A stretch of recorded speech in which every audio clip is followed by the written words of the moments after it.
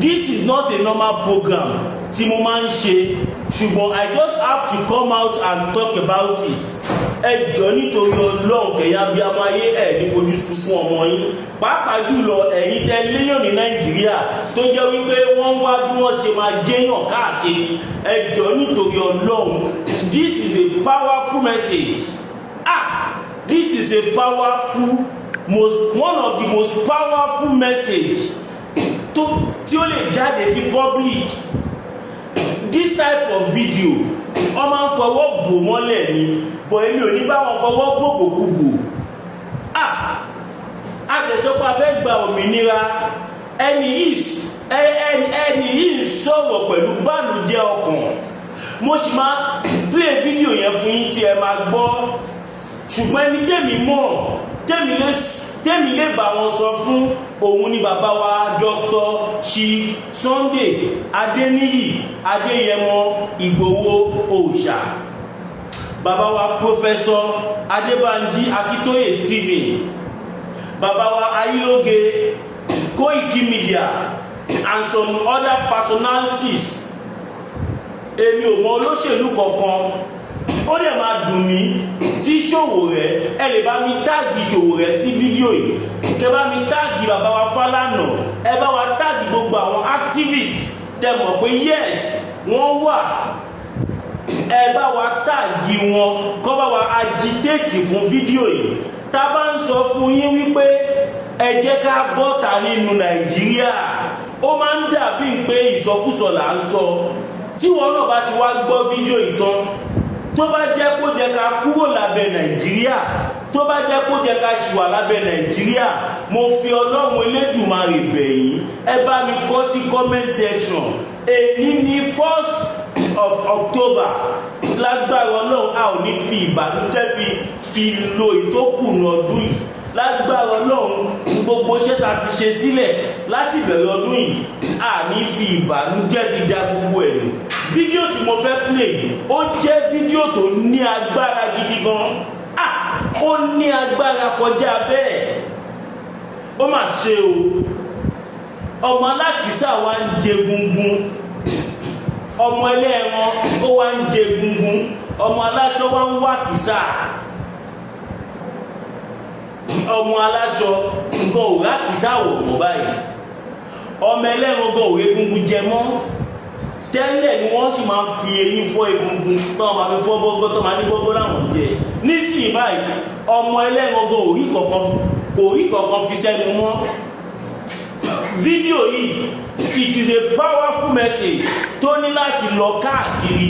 Ẹ̀yin tẹ́ bá dé mọ̀ àwọn international body ẹ bá wa send fídíò yìí sí wọn, tẹ́ mọ̀ pé wọ́n ní ẹ bá lọ́wọ́ nírú nǹkan báyìí. Nǹkan báyìí ṣẹlẹ̀ Nàìjíríà lè ṣe ẹ̀dẹ̀ celebrate independence. Kábíyèsí Elédùmarè, ẹ jẹ́ n play fídíò yìí. Lóòótọ́ a ò lè sọ pé kó má ṣe official celebration, but fídíò tí mo fẹ́ play ó jẹ́ fídíò tó jẹ́ wípé kò kí ń ṣe ìwúrí. Èmi personally mo mọ̀ pé àwọn personalities kan ti máa rí, but ọmọ àgbà sábẹ́ carpet ni, they will never talk about it. Ẹ̀yin àfáà orí social media, these are some of what you should be talking about. Ara àwọn nǹkan tó jẹ́ kẹ́ máa pariwo leléyìí. Ọ̀pọ̀lọpọ̀ ẹ̀yin àfáà yìí tẹ́ wà lórí social media, mo ti sọ, mo ní ọ̀pọ̀lọpọ̀ yín ń tá jẹ là ń wá, òun ló pọ̀ láàrin yín tẹ́ ń fò bọ́ta ń ṣẹ́jú ṣe bẹ́ẹ̀ tí gbé Tani Olohun lọ court, ẹ̀dẹ̀ tún sì ń bá fa wàhálà. Ìwọ tó wò pé Tani Olohun lọ̀tá ẹ, wá wo fídíò yìí. Ìwọ tó wò pé Sunday Igboho lọ̀tá ẹ, wá wo fídíò yìí. Ìwọ tó wò pé lè wò pé anybody lọ̀tá ẹ, tàbí tó wò pé Masbit TV lọ̀tá ẹ, bá mi pè. Ìwọ tí o lè rò pé bóyá Masbit TV ni ọ̀tá ẹ, wá gbọ́ fídíò yìí. Ó ní agbára. It is serious. It is very very serious. Ẹ wá wo fídíò yìí. Mo dẹ̀ fẹ́ máa sùn, kódà kò tiẹ̀ ṣe pé mo fẹ́ máa sunkún. Ìgbà tí wọ́n kọ́ rí fídíò yìí, kọ́lọ̀ má jẹ́ ká fi ẹkún fi bẹ̀rẹ̀ oṣù tuntun. inú mi dùn kí máa sọ mí ìgbà tí mo wo fídíò yìí mo rẹ́rìn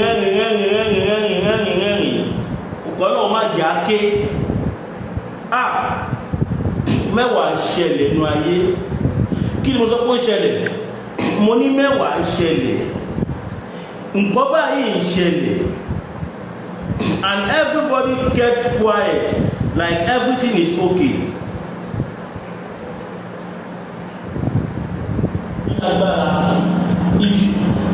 Ìgbà tí mo wo fídíò yìí ọlọ́run má jà ké ẹ jọ̀ọ́ ẹ bá mi pín fídíò yìí ẹ jọ̀ọ́ ẹ má torí ti máa bí pín ẹ torí àwọn ẹ̀mí tẹ́fẹ́ gbàlà ẹ torí wọn pín ẹ jọ̀ọ́ ẹ má fi dídẹ̀ sí pín.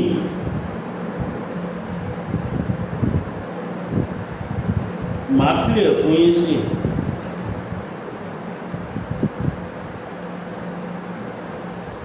Mo fẹ́ play fídíò yẹn fún yín ó mà ṣe o àjọ máa analyze fídíò yìí kò kìí ṣèmi nìkan ni mo fẹ́ analyze fídíò yìí ẹ máa gbọ́. Hello, good morning, good afternoon, and good evening. This is Dr. Paul Ezekiel. Welcome to this page. Now, the information I'm about to bring to you right now, it's a very delicate one. Very, very delicate. And if nothing is done about this information, more than 250 Nigerians will buy. This is real, this is very important. If nothing is done about this information I'm about to give to you right now, in details, I will explain it in details. And if nothing is done, if we don't do anything, if you, Nigerian, don't do anything, whether you are in Nigeria, whether you are in other countries in Africa, whether you are outside the continent, if we don't do anything, 250 people will buy. If the government, the state governors, the House of Assembly, House of Reps, all the parastatals, if the embassies don't do anything, 250 human beings will buy down. Now, this is not a joke because 2 people already are out of the picture. What happened? It happened in Ethiopia. 2 days ago, somebody sent me voice notes. I didn't pay attention because I was very busy. And he kept on sending and calling. I had to pay attention, I had to listen. He said, brother, please help us. I said, what happened? He said, we are buying, we are going, we are in Ethiopian prison. He said it's Kaliti prison, maximum security prison. In Ethiopia, Kaliti prison. This prison is filled up with more than 500 Africans. What is the problem? That most of them are people that are traveling. Ethiopia is like a country where people transit into other countries. Myself, I have passed through Ethiopia when going to Seychelles, passed through Ethiopia when coming back to Nigeria. So I know that particular, it's a very, very big airport in Addis Ababa. I think it's Bola Airport, Addis Ababa, Ethiopia. That once you are passing through, once you have a green passport, you are like a suspect. And they will keep you aside. Once you are holding green passport, kí ni túmọ̀ green passport yẹn? International passport in Nigeria tó bá ti ní lọ́wọ́ ó ti di afurasí suspect. Tó bá ti ní passport yìí lọ́wọ́ afurasí yẹn ní Ethiopia ẹ máa gbọ́ lọ. They will delay you and make you miss your flight, get you angry, and once you start agitating, they will tell you, well, you need to pay $5,000 to get another flight again back to your country. And when you don't have the money and you have wọ́n ní tó bá rí green passport lọ́wọ́ èèyàn ní Ethiopia ṣe é mọ̀ pé Ethiopia ó jẹ́ ìlú kan táwọn èèyàn máa ń gbà lọ sí ìlú míì. Bóyá ò lọ sí ìlú kan nísìnyí plane yẹn máa ní stopover ń bẹ̀ tó bá ti wá débẹ̀ wọ́n á wá delay ẹ̀ wọ́n á jẹ́ kó miss flight. Tó bá ti wá miss flight tó bá wá ń tara ṣe bá ṣàwó wọ́n wá ní kó san $5,000 which is exactly 5 million plus. Ṣẹ́ni tó bá ní 5 million plus lọ́wọ́ tí wọ́n máa pariwo ní airport pé wọ́n já òun lẹ̀ pé àwọn ẹ̀láyé dẹ̀ lọ́fà. Tó bá ti wá ń ṣe yẹn the next thing tó máa wá ṣe ní ìfẹ́fẹ́ nu mi sọ. Kábíyèsí Elédùmarè ṣé tìlú wa bá da ṣé ojú wa máa ráre báyìí? Nígbà tí mo wo fídíò yìí mo rẹ́rìn kí n má sọ̀kan mi. Hello, good morning. What is the problem? That most of them are people that are traveling.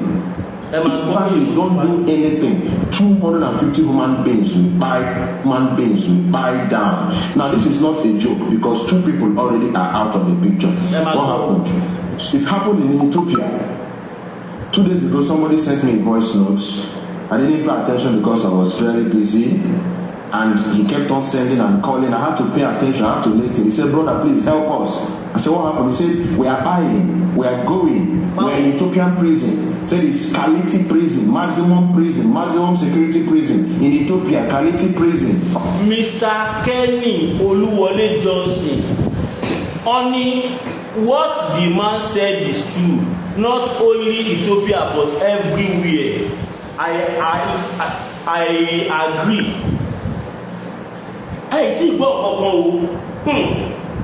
This prison is filled up with more than 500 Africans. What is the problem? That most of them are people that are traveling. Ethiopia is like a country where people transit into other countries. Myself, I have passed through Ethiopia when going to Seychelles, passed through Ethiopia when coming back to Nigeria. So I know that particular, it's a very, very big airport in Addis Ababa. I think it's Bole Airport, Addis Ababa, Ethiopia. That once you are passing through, once you have a clean passport, you are like a suspect. And they will keep you aside. They will delay you and make you miss your flight. Get you angry, and once you start agitating, they will tell you, well, you need to pay $5,000 to get another flight again back to your country.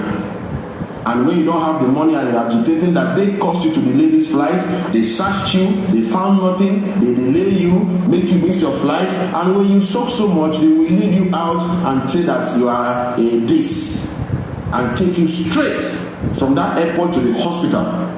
They will, tó bá rí pé ẹni ń tara ó ń ṣe bá ń ṣàwó pariwo pé àkọ́wọ́n jẹ́ kóhun miss flight, àwọn ọlọ́mọ amúyàn tó bá ipò di passport mú àwọn immigration gbọ́n wọ́n á fa ẹni ẹ sọ́tọ̀, wọ́n á ṣàṣe wọ́n á ṣe tó bá wá rí kọ̀ọ̀kan tẹ́ni bá wá miss flight, tẹ́ni bá wá ń pariwo tó bá di pé ní wọ́n á ṣáà tó ń tara tó ṣe gbogbo ẹ̀, wọ́n á wá gbé ẹni ẹ lọ sọ́spítù, wọ́n á lọ yẹ ọpọlọ ẹ̀ wò láti bẹ̀ báyìí. Say check you, and if they can find nothing, what do? They will put you to prison, from hospital to prison. And while in the prison there, they will come and serve you paper that you are going to serve 17, 18, 20 years in the prison, even without going to the courts. That is a very, very serious issue. Help me to share this video at this juncture, please. Tọ́ba wà wípé tọ́ba ṣàṣẹ nìyẹn tí wọ́n bá bá anything lára ẹ̀. The next tó máa ṣe ni wípé wọ́n á gbé ní ẹnu hospital, from hospital wọ́n ń gbé lọ gba ẹ̀wọ̀n nìyẹn. Hospital ni wọ́n ti máa lọ fún ní pépà pé ó máa lo 15 years 20 years 30 years ní ọgbà ẹ̀wọ̀n àwọn. Láì ṣe kọ́kọ́, láì pààyàn, láì fàdíyà, láì defame, láì ṣe anything, torí àwọn aráàlú ní ti jẹ́ ká mọ̀ ní sí pé deformation of character pé ó dàbí life sentence ni. So kò ṣe anything tó jọ mọ́ bẹ́ẹ̀, just because ó sọ̀rọ̀, just because ó sọ̀rọ̀ pé kílé tó jẹ́ kó òun miss flight, just because kò lè san $5,000 me our miss flight yẹ á di ìgbọ̀ngbà ẹ̀wọ̀n. Tó bá tún dọ́gba ẹ̀wọ̀n kan, kí ni wọ́n tún ṣe fún wọn? Òkè tún jẹ́ ká gbọ́. That is a very, very serious issue, such that a lot of people have pied this year. I hope you know what is pied. They have pied this 2023. That in April, that a woman in Nigeria, what happened to her? That the police was her, and she sustained injury, internal injury in her ribs. They took her to the hospital and injected her. And of course, the injection didn't go well with her body. And she went back to the prison, fell ill again, and she said, no, please don't take me to the hospital. Don't inject me that same thing you injected me before. It's not good for my body. And they forced her to the hospital, forced her to inject her again, and the next day, she gave up the ghost. And they took her straight, that she was there for days. Ẹ bá mi pè àwọn Nigerian blogger kẹ́ bá wa pè wọ́n wá, ẹ̀yin tẹ́ agitate lẹ́gbẹ̀mí àmì ìwọ tó níwọ ọkọ̀rẹ́ ọmọ Tinubu, báwa pè Ṣèyí Tinubu, báwa pè Alọ́jà, báwa pé bàbá wa Bọ́lá Ahmed Tinubu káwọn fún ara wọn kọ́ wá gbọ́ mẹ́sẹ̀gì kọ́ wá gbọ́ nǹkan tó ń ṣẹlẹ̀ sáwọn ọmọ Nàìjíríà kọ́ wá gbọ́ ìdí táwa ṣe ń pariwo bàbá wa Dr. Chief Sunday Igboho have seen beyond and we saw beyond what you are seeing. Àwa ti rí kọjá nǹkan tẹ́yìn tí ẹ̀yin rò ẹ̀yin rí nǹkan 2023 àwa ti rí nǹkan 50,050 àwa ti rí sílẹ̀. Ẹ wo nǹkan tó ń ṣẹlẹ̀ sí Nàìjíríà káàtì ẹ̀ tí wọ́n sọ pé Ethiopia bóyá nǹkan tó fi ń ṣe bísínẹ́sì nìyẹn torí aláwọn orílẹ̀-èdè kan tí mi ní fẹ́ dárúkọ tó jẹ́ wípé prison náà làwọn náà fi ràn ẹkọ́nọ́mì wọn tó jẹ́ pé tó bá múyàn ẹni tó jẹ́ kí wọ́n kọ̀ rájọ yanjú ọ̀rọ̀ láàrin ara wọn kò kọ́ lè fún ọdún ní ẹ̀wọ̀n 5 years kẹwọn tó kéré jù lù yẹn ní ẹ̀wọ̀n 2 years pé ẹ̀kọ́ jà 2 fighting tó ẹ̀kọ́ parí ẹ̀ fún yín èèyàn kò ṣe ṣe nọ́tìnọ́tì o just because wọ́n ń gbowó lọ́wọ́ United Nations èèyàn kọ̀ọ̀kan tó wà ní prison United Nations fún wọn ní $500 every week fún oúnjẹ ẹni yẹn ó lè jẹ́ the same thing lọ operate ní Ethiopia so any means ni wọ́n fi kó àwọn èèyàn lọ sẹ́wọ̀n láti lè máa gbowó oúnjẹ fún wọn látọwọ́ United Nations wọ́n á máa fi hàn economy tiwọn mi ì tí ì play tán o kò ì tán o ṣùgbọ́n kí a tó dé kí a tó continue ká dé polówó ọjà. Láńláńlá bitter tea ẹkùn akíkanjú tí ń wọ̀yá ìjà pẹ̀lú àwọn àìsàn bíi kíndìnrín èyí tó ní stone nínú kidney stone yóò bẹ́ẹ̀ tirẹ̀ tẹ́sì yàmọ́ ìgbẹ́dànù òun kan náà sì tún ní o ló ń ṣiṣẹ́ fún liver àìsàn jẹ̀dọ̀jẹ̀dọ̀ a tún máa ṣiṣẹ́ fún láti ìgbẹ́ ìṣòro àìlèmí sókè sódò dáadáa láńláńlá bitter tea tó tún ṣiṣẹ́ fún ìfúnpá gíga high blood pressure bákan náà gbogbo ẹ̀yìn tẹ́ bá ní ìṣòro ìsétọ̀ tá a mọ̀ sí prostate cancer gbogbo àwọn àìsàn tá a là kalẹ̀ yìí pátápátá yóò wo gbogbo ẹ̀sán ìṣòro ara ríro ń kọ́ egbògi láńláńlá bitter tea nǹkẹ́ ìpinnura o gbogbo ẹ̀yìn tẹ́ wà ní Manchester láti rí egbògi láńláńlá bitter tea rà ẹ kàn sí wọn ní nọ́mbà 45 ní Dutton Garden Manchester M24 1AB tàbí kẹ́ ẹ pè sórí àwọn nọ́mbà tó wà lójú ìwòran yìí àti Nigeria's nọ́mbà yìí pẹ̀lú 0803-319-4355 tàbí 0802-626-5000 egbògi láńláńlá bitter tea ewé àtegbò pọ́npẹ́lẹ́ ló fi ṣe àgbékalẹ̀ rẹ̀ gbèrúra lónìí kò jẹ́rìí sí ìmọ̀ ìjìnlẹ̀ tiwantiwa.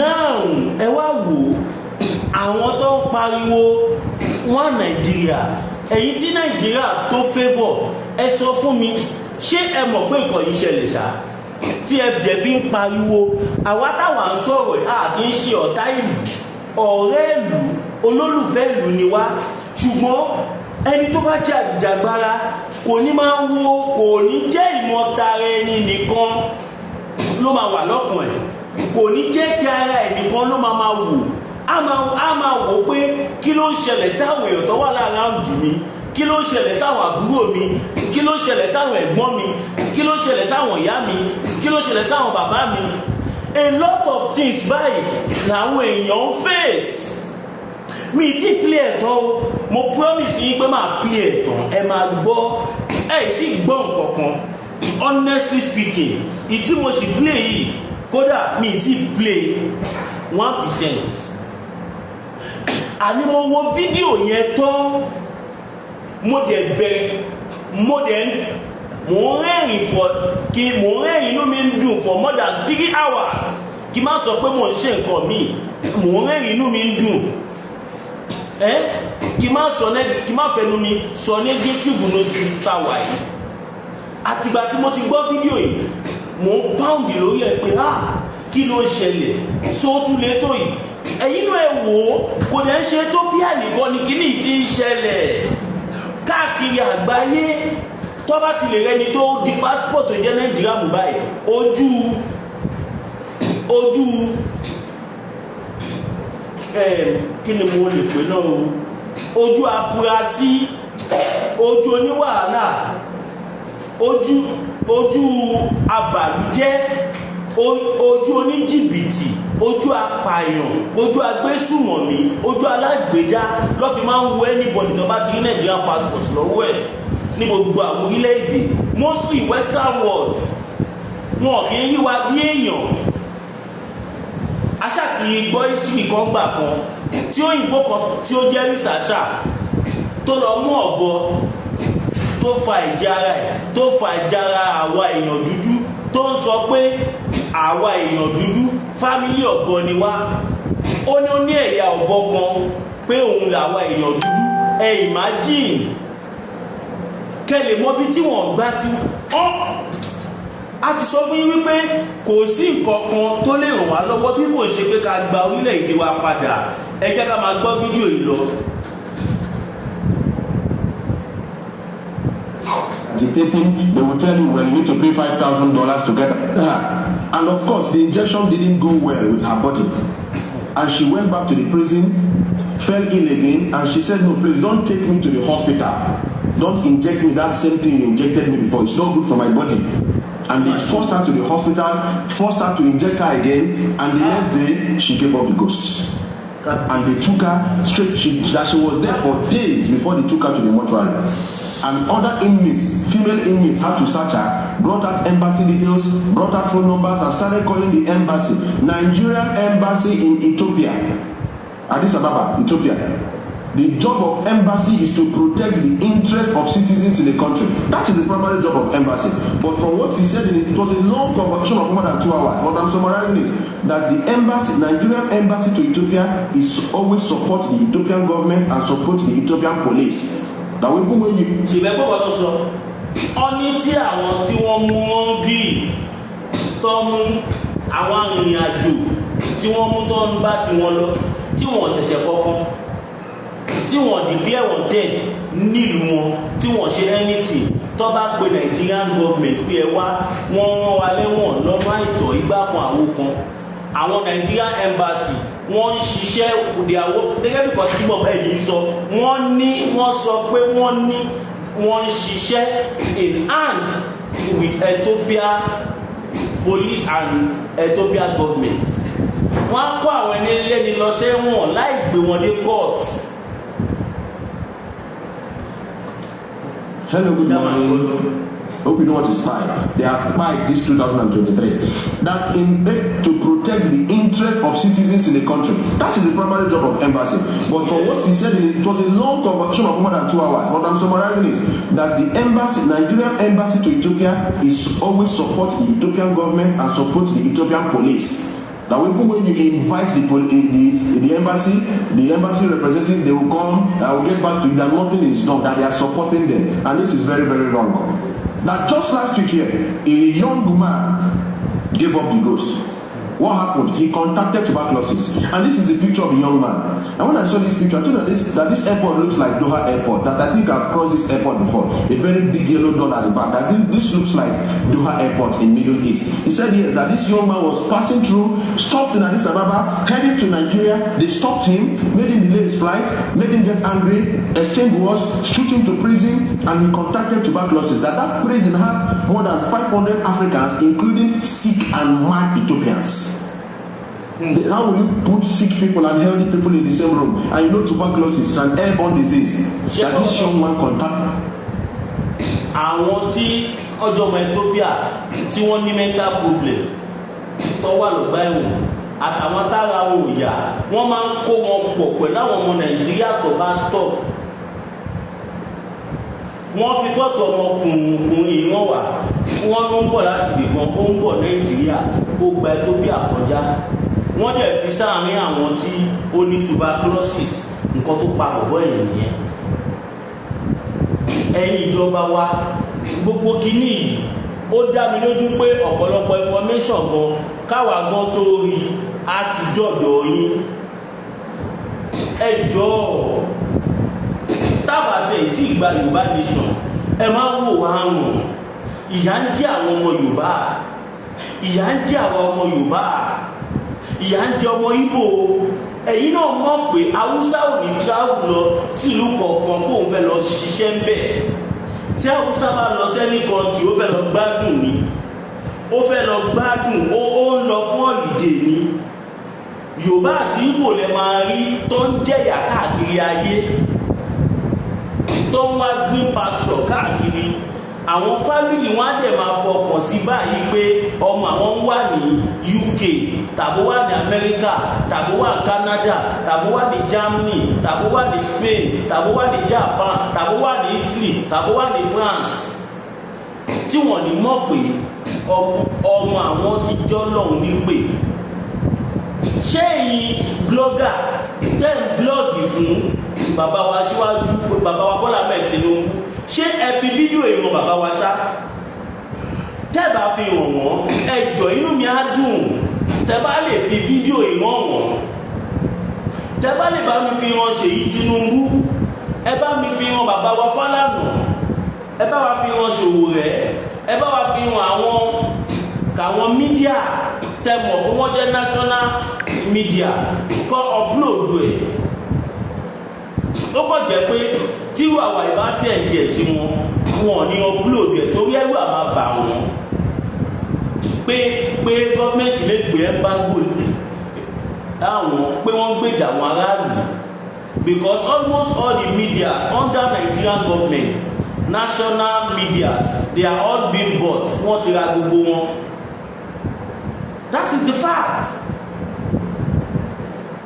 Ẹjọ́ ẹ máa like program yìí kẹ́ máa like máa lọ kẹ́ máa share. Hello, good morning. Government and support the Ethiopian police. Now, even when you invite the embassy representative, they will come. I will get back to you that nothing is done. That they are supporting them, and this is very, very wrong. Now, just last week here, a young man gave up the ghost. What happened? He contacted tuberculosis, and this is a picture of a young man. And when I saw this picture, I told that this airport looks like Doha Airport. That I think I've crossed this airport before. A very big yellow dot at the back. That this looks like Doha Airport in Middle East. He said here that this young man was passing through, stopped in Addis Ababa, heading to Nigeria. They stopped him, made him delay his flight, made him get angry, exchange wars, shoot him to prison, and he contacted tuberculosis. That prison had more than 500 Africans, including sick and mad Ethiopians. How will you put sick people and healthy people in the same room? And you know tuberculosis is an airborne disease. That this young man contacted tuberculosis, and that was how he gave up the ghost. Just last week here, this young man in the screen here. That they don't feed them, that their food is one spoon of rice in the morning, one spoon of rice in the afternoon, one spoon of rice in the night, without spicy, without sauce, without spicy, without... Àwọn tọ́jú ọmọ Nàìjíríà tó wà ní ẹ̀wọ̀n Ethiopia ọ̀nà ráìsì ṣíbí kan láàárọ̀ lọ́sàn-án lálẹ́ gbogbo adẹ̀lá mọ́ bí ṣíbí tí a fi ń jẹun ṣe rí ṣíbí kan ṣu ó dàbí ìgbà téèyàn bá mú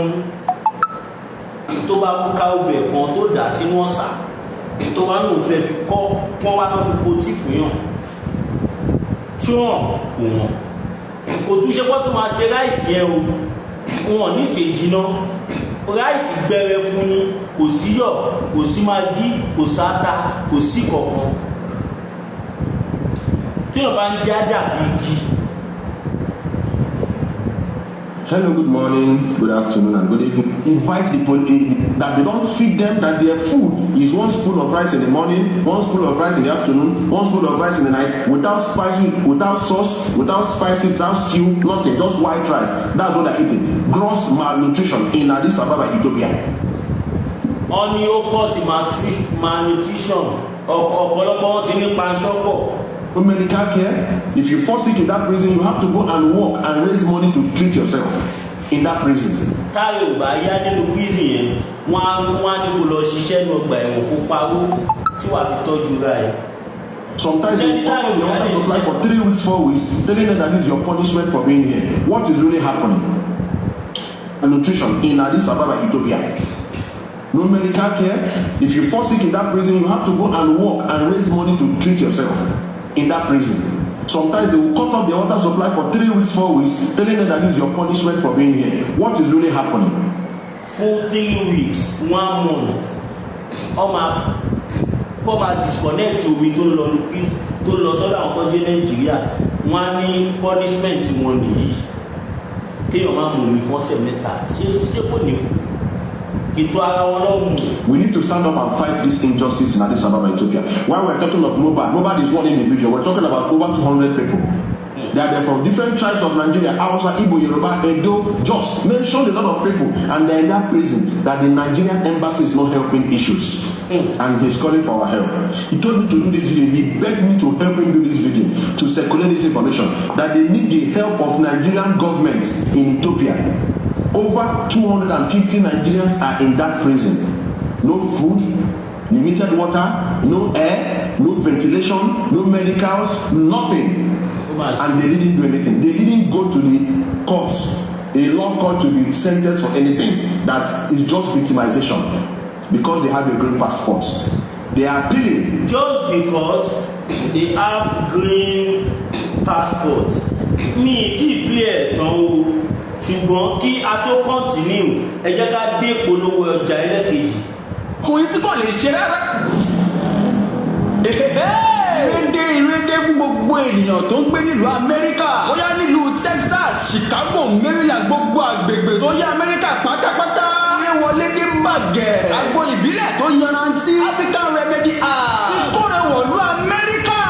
Ọkùnrin tí ìdákọ́lẹ̀ ń yọ lẹ́nu. Afatọ̀. Ọkùnrin tí kọ́mọkùnrin ẹ̀ kéré dọ́jọ́ orí ẹ̀ lọ. Ọkùnrin tí kọ́mọkùnrin ẹ̀ ti sókì. Ọkùnrin tí kò lè ṣe rárá. Àgbo ti wọlé tọ̀ yín wá. Àgbo tó dúró gidi. Ó ti wà nílùú Texas fún ọmọkùnrin tó dábí pé tó bá báyàwó ẹ̀ ṣe lẹ́ẹ̀kan wàá da tọwọ́ rẹ̀ lẹ̀. Èyí ni àwọn nǹkan táwọn obìnrin ò fẹ́. Ìṣẹ́jú kọ̀ọ̀kan da tọwọ́ rẹ̀ lẹ̀. Ṣé ẹ kọ́kọ́ oṣù lọ? Lórí ẹ̀ ti wà. Láti kọ́ ọmọbìnrin gbọ̀ngbọ̀n. Fún ìwọ ọmọkùnrin tó kì í gbádùn ìyàwó rẹ̀. Àti ìwọ obìnrin tó máa dùn ẹ̀ tó bá súnmọ́ ẹ̀. Àdódùn dídí ti wà. Sísọ oríṣiríṣi bí o bá ṣe fẹ́ sí ni kí o ṣe béèrè. Àdódùn ọlọ́ṣẹ́ wà. Àdódùn oní páúdà. Àdódùn oní kóró. Pẹ̀lú àdódùn tí a fi àgbo ìbílẹ̀ tiwantiwa ń pè lò. Ní kíákíá ẹ kàn sí ilé-iṣẹ́ African Remedy Act.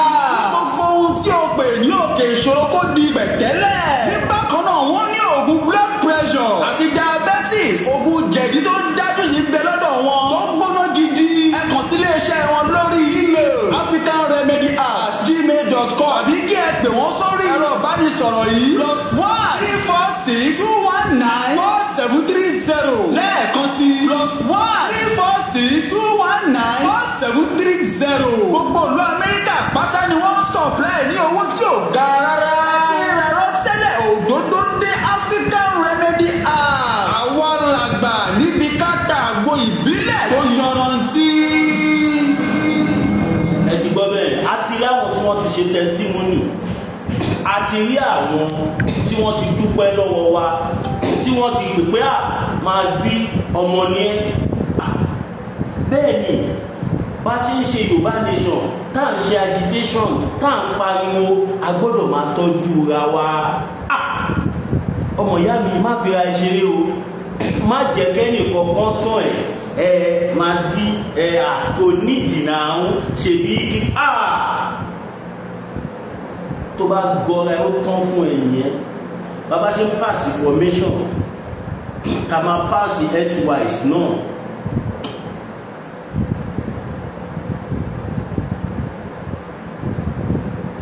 That this young man was passing through, stopped in Addis Ababa, heading to Nigeria. They stopped him, made him delay his flight, made him eléyìí ó ti kọjá lọ o, ó ń bọ̀ Nàìjíríà ni o. angry, exchanged words, shoot him to prison, and he contacted tuberculosis. That prison had more than 500 Africans, including sick and mad Ethiopians. How will you put sick people and healthy people in the same room? And you know tuberculosis is an airborne disease. That this young man contacted tuberculosis, and that was how he gave up the ghost. Just last week here, this young man in the screen here, that they don't feed them, that their food is one spoon of rice in the morning, one spoon of rice in the afternoon, one spoon of rice in the night, without spicy, without sauce, without spicy, without stew, nothing, just white rice. That's what they're eating. Gross malnutrition in Addis Ababa, Ethiopia. No medical care. If you fall sick in that prison, you have to go and work and raise money to treat yourself in that prison. Sometimes they will cut off the water supply for 3 weeks, 4 weeks, telling them that this is your punishment for being here. What is really happening? We need to stand up and fight this injustice in Addis Ababa, Ethiopia. While we're talking of Mobad is one individual. We're talking about over 200 people. They are from different tribes of Nigeria, Hausa, Igbo, Yoruba, Edo, Jos. Mentioned a lot of people, and they're in that prison that the Nigerian embassy is not helping issues. And he's calling for our help. He told me to do this video. He begged me to help him do this video, to circulate this information, that they need the help of Nigerian government in Ethiopia. over 250 Nigerians are in that prison. No food, limited water, no air, no ventilation, no medicals, nothing. And they didn't do anything. They didn't go to the courts, a law court, to be sentenced for anything. That is just victimization because they have a green passport. They are appealing to the Nigerian government to please come to their aid. They are appealing. He mentioned names of governors. Senator Debomari, Senator Governor, former Governor Yesobuke. He mentioned governors, please come to their aid. The House of Reps, please, House of Senate. If there is a way that this can be pushed as a motion to the green chambers and to the red chambers, this is very important. We are the leaders of tomorrow. Nigeria should not play with its citizens. And this young man is appealing for me to help him do this video. So help me, please, by sharing this video. Help me tag the necessary agencies that are needed to sort out this issue. More than 250 Nigerians are in Kilati prison, maximum prison in Addis Ababa, Ethiopia, and they were not convicted of anything. That is the point. Assuming they are guilty of an offense, we understand that people are dying every day of tuberculosis, different diseases. They've turned to nothing because they are Nigerians. And this is very, very, very wrong. Please help me to share this video. In my own capacity, I'm going to tag one or two people I know that might help. Ukulo Randibo, I think it will help. Anybody that can help to see what is really happening, help me tag people. I can't know everybody. You know people. Help me tag people. Help me share this video. Human rights, the law, anything possible. Let us see how we can go to Ethiopia and how we can rescue these 250 Nigerians. They are my brothers. And they are your brothers, and they're for different parts of Nigeria. If you hate injustice, while you are saying justice for Mohbad is one man. Let us fight justice for people in Kayata prison. It's going to be a hashtag justice for people in Kayata prison. Kayata prison, CHAOTA, Kayata prison. We'll drop it under the comment section. Help me to share this video. Have a nice day. God bless you. It is very, very, very, very more than important. Gbogbo ala ń pariwo justice for Mohbad. Tó bá jẹ́ pé lóòótọ́ la fẹ́ justice tí ó kì í ṣe pé a kò fẹ́ fi Mohbad trend. Torí ọ̀pọ̀lọpọ̀ àwọn tó ń pariwo justice for Mohbad wọ́n kò fẹ́ fi Mohbad trend lásán ni. Àwọn yẹn anything tó bá ti ṣẹlẹ̀ ló máa ń take advantage of. Ẹ ti mọ̀ àwọn bíbà pé àwa ò ráyè gbogbo yẹn, reality làwa máa gbé wá fún yín. Reality, ẹ jọ̀ọ́ ẹ bá mi pín fídíò yìí, ẹ bo kó lọ fà